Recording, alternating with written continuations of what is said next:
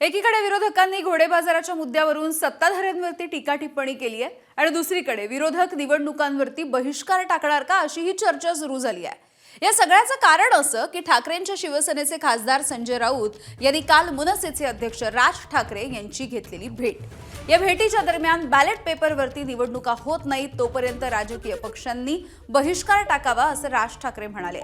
असं संजय राऊतांनी आजही सांगितलेलं आहे आणि उद्धव ठाकरेंना देखील राज ठाकरेंची भूमिका सांगण्यात आली आहे। यावरती चर्चा झाली पाहिजे असंही राऊत म्हणाले।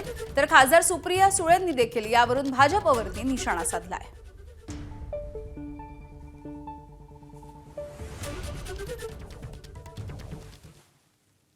राज ठाकरेंबरोबर भेट झाली, कोणकोणत्या विषयांवर चर्चा झाली? गप्पा मारल्या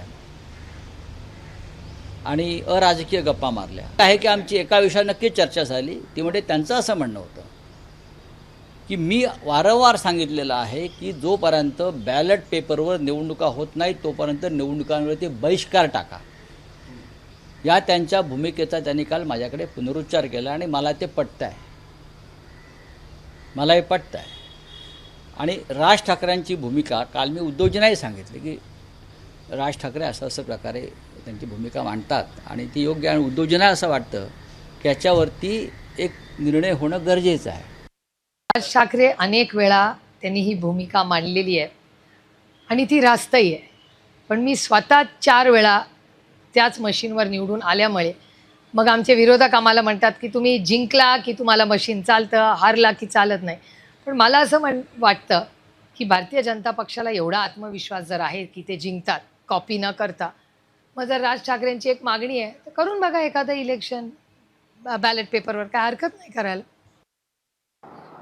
राज ठाकरेंनी त्यांची भूमिका पहिले स्पष्ट केली होती। आज जाऊन काय त्यांनी नवीन काही त्यांनी सांगितलंय का? नाही।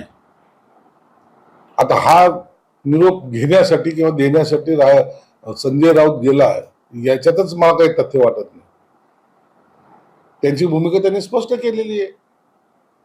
मग राज ठाकरे साहेबांकडे जाऊन त्यांनी चर्चा केली आणि त्यांनी तो निरोप दिलाय। आता तो उद्धव साहेबांकडे जाणार आणि उद्धव साहेब आता पण त्याच्यावर काहीतरी बोलणार, असं काही आहे का? संजय राऊत हा कदाचित उबाठांच्या तक्रारी करायला राज साहेबांकडे गेला असावा आणि त्या तक्रारीचा पाडा तिथं वाचून मला वाटतं संजय राऊत वापस गेलेले।